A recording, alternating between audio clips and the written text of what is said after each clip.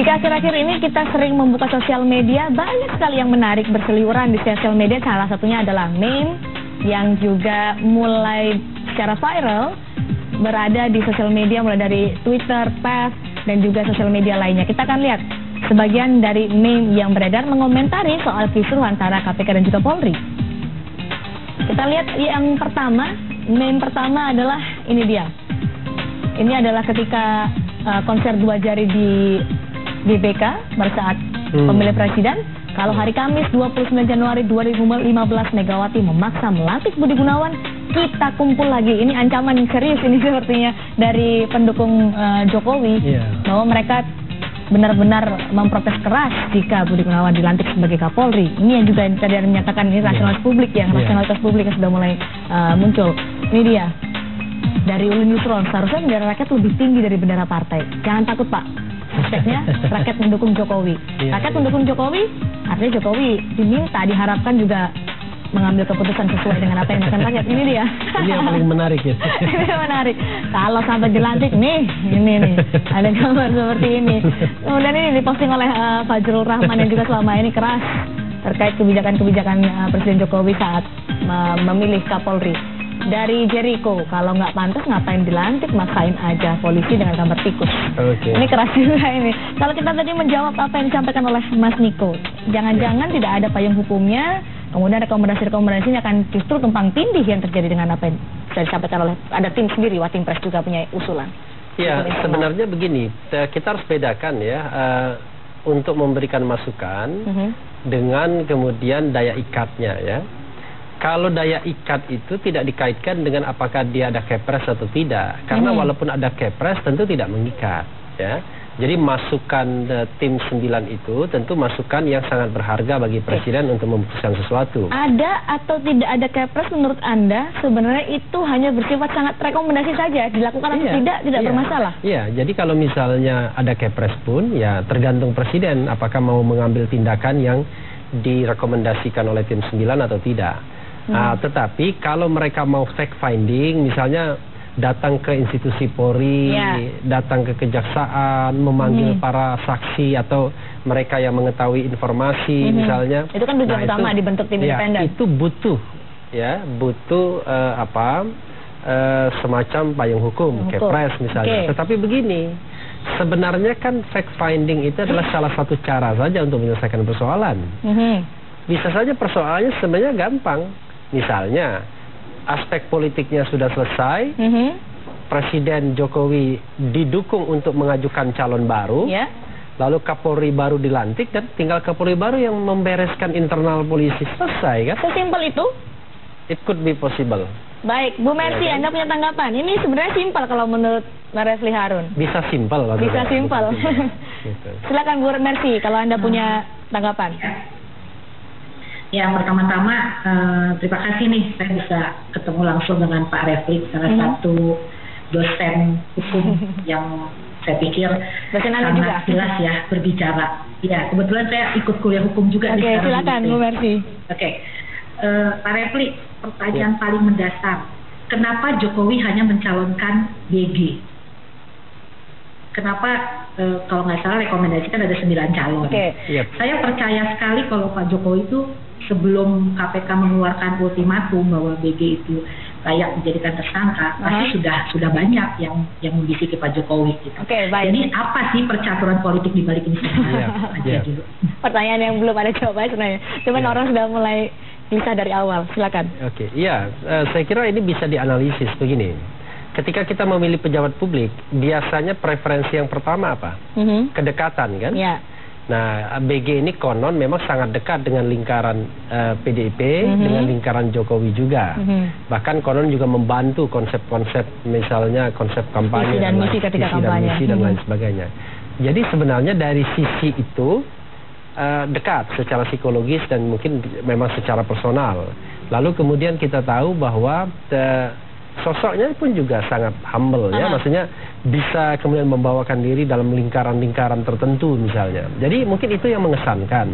Sudah dicurhati juga dari Presiden kepada Buya Syafiee Ma'arif kemarin. Ya, tapi bukan pilihan dia. Ya, tetapi ya memang bukan pilihan dia barangkali, tetapi ada realitas yang mungkin menyebabkan presiden pun tidak bisa memilih dia, karena ketika konon ya, ketika direkomendasikan disampaikan kepada KPK kena raport merah juga ketika pembentukan kabinet.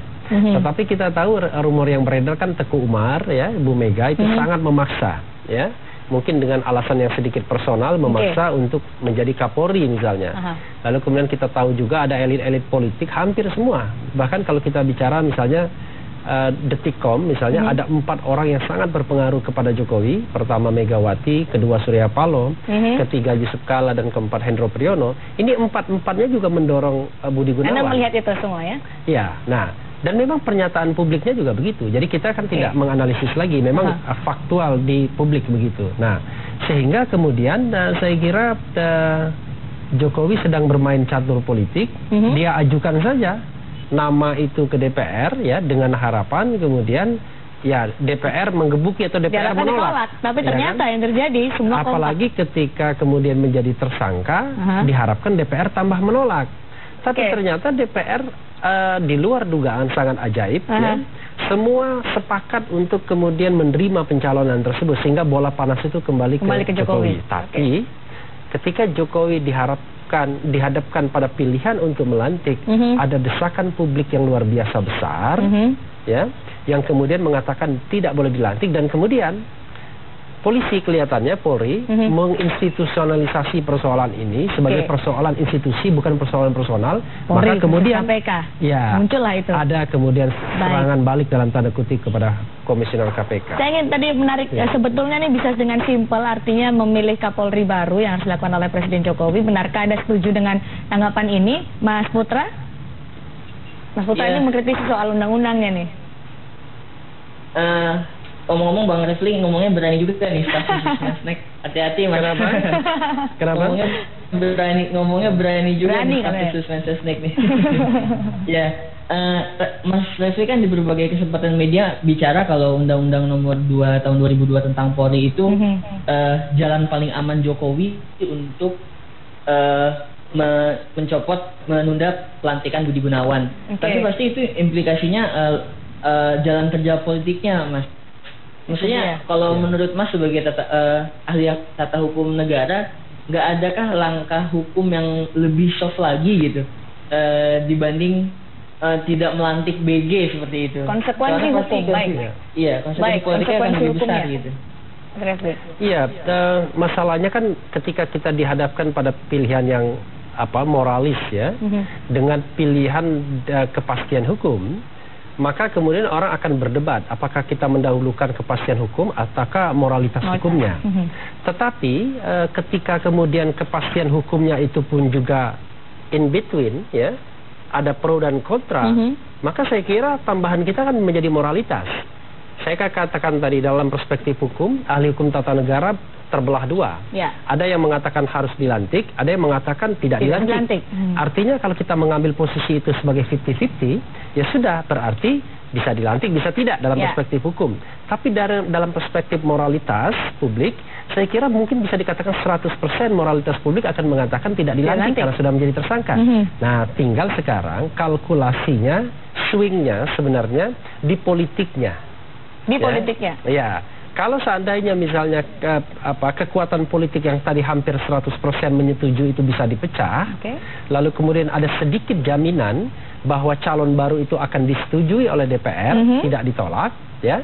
Lalu kemudian tidak ada konsekuensi macam-macam, imajinasi, interpelasi, angket dan impeachment yang menurut saya terlalu berlebihan. Itu terlalu berlebihan karena ini sering sekali muncul ada nanti akan mengajukan hak angket, ya, kalau angket silahkan, ya, interpelasi silahkan. Tapi impeachment dengan materi yang begini, menurut saya sangat terlalu ya. Karena kalau begitu setiap saat presiden bisa di-impeach setiap mengambil kebijakan politik, kan begitu.